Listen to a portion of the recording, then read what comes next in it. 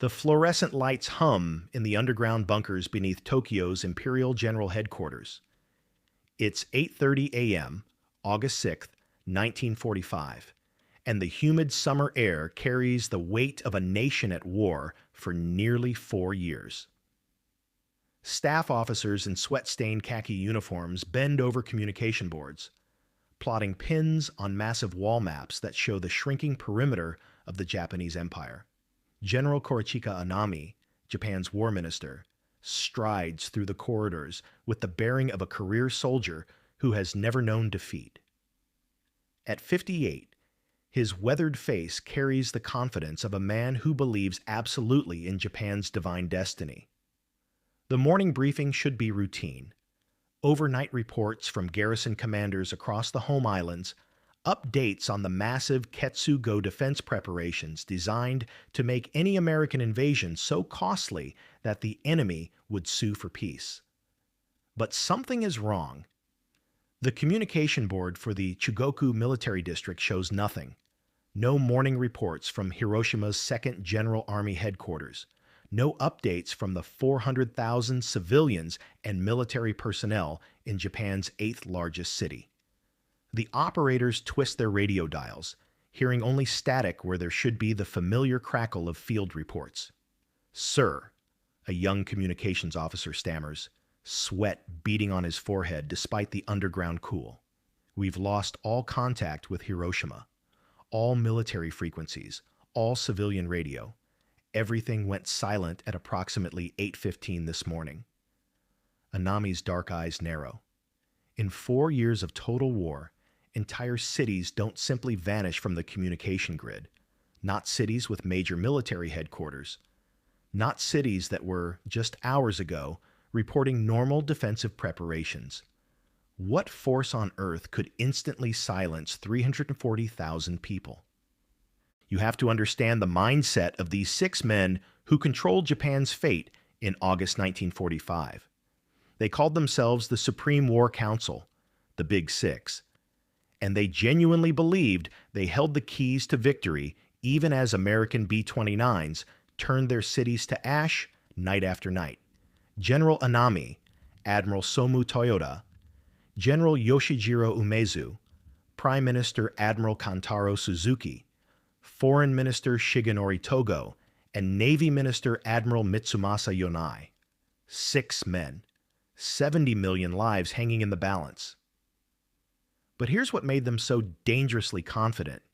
They knew secrets the Americans couldn't possibly imagine. Since 1940, Japan had been racing to build its own atomic bomb. 2 separate programs, the Army's NIGO project under Dr. Yoshio Nishina, and the Navy's FGO program under Dr. Bunsaku Arakatsu. These weren't amateur efforts. Nishina was one of the world's leading nuclear physicists, a man who had worked with Niels Bohr in Copenhagen, who understood the theoretical foundations of atomic fission better than almost anyone alive. And that knowledge had taught him something crucial. Building atomic bombs was virtually impossible. The uranium enrichment alone required industrial facilities beyond imagination. Massive electromagnetic separation plants, thousands of tons of uranium ore, electrical power consumption that would drain entire regions. Japan's leading scientists had calculated that even the mighty United States, with its untouched industrial base, could produce perhaps 1 or 2 atomic weapons at most, maybe 3, if they had started earlier than anyone suspected.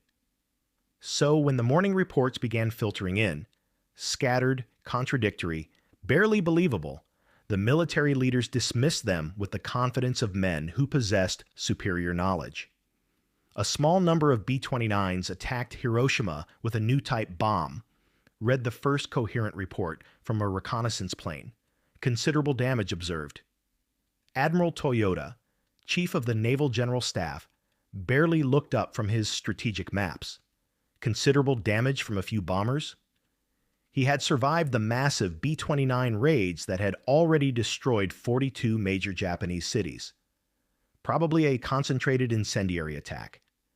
The Americans are getting more efficient. But as the hours passed, the reports grew stranger. Train schedules to Hiroshima had been indefinitely suspended. Military communications remained completely severed. Most unsettling of all, a weather reconnaissance plane reported seeing something unprecedented: a mushroom-shaped cloud rising nearly 40,000 feet into the sky. Then came President Truman's radio announcement, transmitted by shortwave and picked up by Japanese monitors. 16 hours ago, an American airplane dropped one bomb on Hiroshima, an important Japanese army base. That bomb had more power than 20,000 tons of TNT. It is an atomic bomb. The silence in the Supreme War Council meeting room was deafening. General Anami finally spoke, his voice carrying the studied calm of a career military officer. The Americans are engaged in psychological warfare. Even if they have developed some form of atomic device, the technical requirements make mass production impossible. Our own research confirms this. Toyota nodded grimly. If the Americans possessed an arsenal of such weapons, they would have used them months ago. This is clearly a desperate gambit. Perhaps their only such device. What they couldn't know was that their scientific expertise had become their greatest weakness. Their atomic research had taught them exactly how difficult the task was, but it had also blinded them to American industrial capabilities they couldn't fathom. The Manhattan Project had employed 130,000 workers across multiple states, consumed more electricity than entire nations, and represented the largest secret industrial undertaking in human history. The Japanese military leaders were making decisions based on what they knew was possible, but they were fighting an enemy that had redefined the possible itself. As August 6th turned to August 7th, as the first horrifying details began arriving from investigation teams rushing toward Hiroshima's ruins, these 6 men clung to their certainty with the desperation of drowning sailors grasping debris. They had no idea that their entire world was about to change forever. What happened next would shatter not just their military strategy, but their fundamental understanding of warfare itself. Dr. Yoshio Nishina had seen the theoretical calculations. He understood better than almost any human being alive what an atomic bomb could do in theory. But theory and reality are separated by a chasm that can only be crossed through direct experience. And on August 7th, 1945, Nishina crossed that chasm. The train journey from Tokyo to the ruins of Hiroshima took 11 hours through a landscape that seemed increasingly surreal. For miles before reaching the city, Nishina could see trees stripped of leaves, telephone poles snapped like matchsticks, and a strange, acrid smell that burned his nostrils. Then the train stopped. The tracks ahead had been twisted into impossible spirals by forces that defied comprehension. Nishina walked the final 5 miles into what had been Hiroshima. Nothing, absolutely nothing, had prepared him for what he found. Buildings hadn't just collapsed, they had been vaporized. Human shadows were burned permanently into concrete walls, the ghostly outlines of people who had been walking to work when 8:15 a.m. became the last moment they would ever experience. The hypocenter, where the bomb had detonated 1,700 feet above ground, was a perfect circle of absolute destruction extending for miles in every direction. Most haunting of all were the survivors. Nishina, a man who had dedicated his life to the pursuit of scientific knowledge, found himself face to face with radiation sickness, a phenomenon that existed only in theoretical physics papers until that moment. Victims whose skin was literally falling off their bodies, people vomiting blood, hair falling out in clumps, the walking dead stumbling through ruins that looked like the surface of an alien planet. Nishina's hands trembled as he took measurements with his Geiger counter, the clicking growing frantic as he approached ground zero. This wasn't just an explosive device. This was the fundamental forces of the universe unleashed on a human city. everything he thought he knew about the limits of atomic weapons had been utterly, catastrophically wrong. Meanwhile, in Tokyo, the Supreme War Council was about to receive news that would make Hiroshima seem like a mere prelude. At 11:02 a.m. on August 9th, as the Big Six were finally meeting to discuss the Hiroshima reports, an aide burst into the conference room with a message that drained the color from every face present. Nagasaki has been attacked with another atomic bomb. The room fell silent, except for the sound of Admiral Toyoda's pen clattering to the mahogany table. Another bomb. Just 3 days later. In that moment, every assumption the Japanese military leadership had clung to disintegrated like paper in flames. If the Americans had 2 atomic bombs, they could have 3, or 10, or 100. The entire foundation of Japan's defensive strategy, bleed the Americans so severely during the invasion that they would negotiate, had just become meaningless. Why would America invade when they could simply erase Japanese cities from existence one by one until nothing remained but radioactive wasteland? But even faced with this apocalyptic reality, General Anami couldn't surrender his vision of honorable death over dishonored survival. Would it not be wondrous, he asked, his voice carrying an eerie poetry, for this whole nation to be destroyed like a beautiful flower?